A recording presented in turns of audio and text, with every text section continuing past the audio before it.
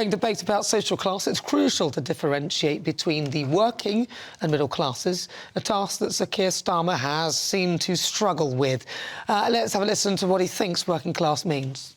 You describe yourself as working class. Sir Keir, define working class. No, working class is families that work for their living, earn their money through going out to work every day, not through other means. Middle classes do that? Well, working class families have the ordinary hope to get on in life. I mean, this has been a story. Middle classes have that yeah, as of course well? they do. Of course they do. So what's the distinction? I was addressing a particular thing, I think, with working class.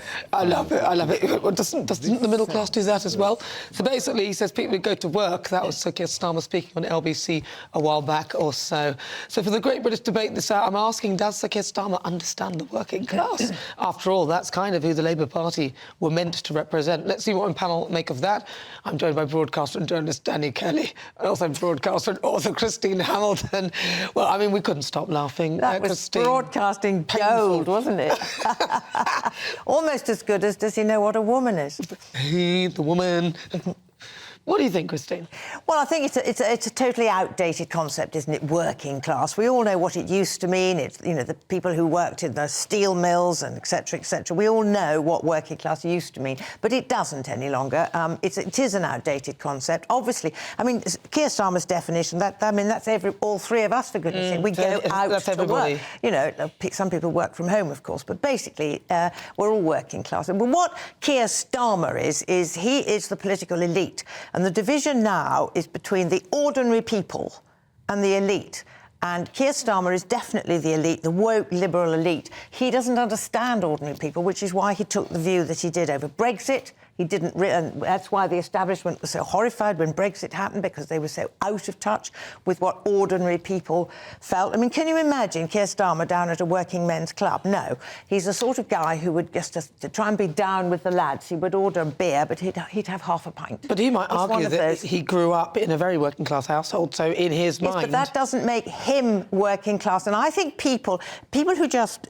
observers who watch people like him trying to hang on to his parents' roots, they don't respect that. The people they respect are people like Jacob Rees-Mogg, who is not working class, who makes no attempt to hide what he is, and people respect him for that. Well, I don't think he'd get away with it if he tried. No, but Starmer tries, and he's trying to hang on to his working class upbringing. He is no way is Starmer working class. He's not. But you sort of said, you started saying that there's no sort of a definition for it, but now you've said that he definitely isn't working class. OK, all right, caught on my own petard. But, I mean, it used to be, anybody of my vintage knows exactly what working class used to be. It doesn't... Is somebody who works in McDonald's serving burgers, are they working class? Not necessarily, no. I mean, it's a concept... I just think it's an outdated concept now. Danny Kelly. I think you can more clearly define it by your income nowadays. I think...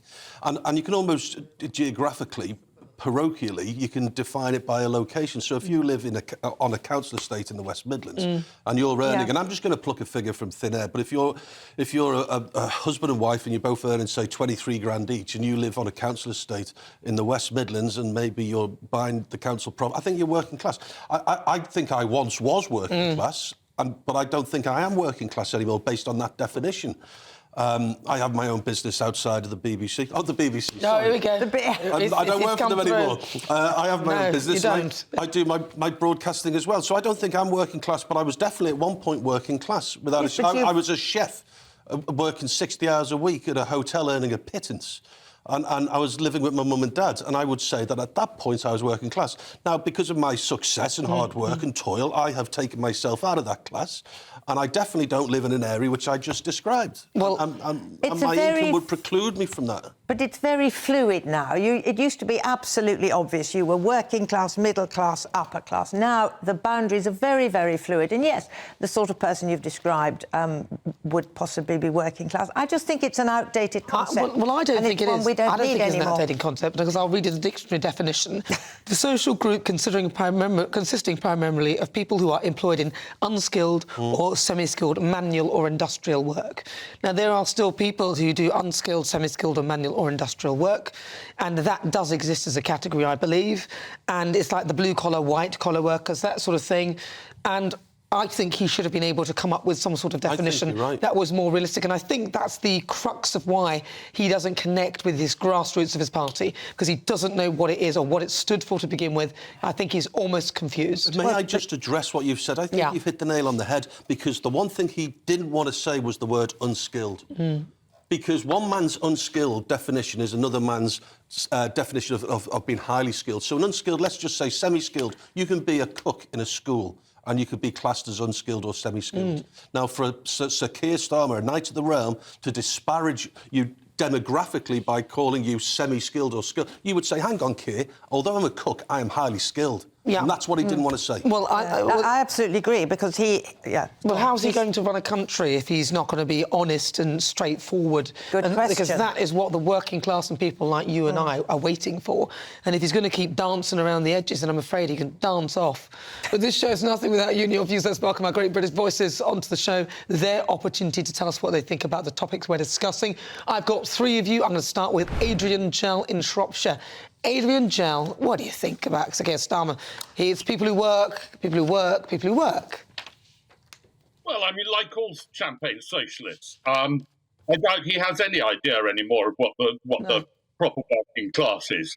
So how can he be? I mean, the class system is now so different to what it was in 1945. Yeah, he was grammar school educated. He went to university before the socialist governments brought in tuition fees in 1998, so he's got no debt to have to pay off as a result. Reportedly, he's worth $7.5 million plus. And with that, how can he possibly consider himself as being working class, especially under the definition that you've just quoted as being working class? He is part of the liberal elite. But he should be... But if he's asked that...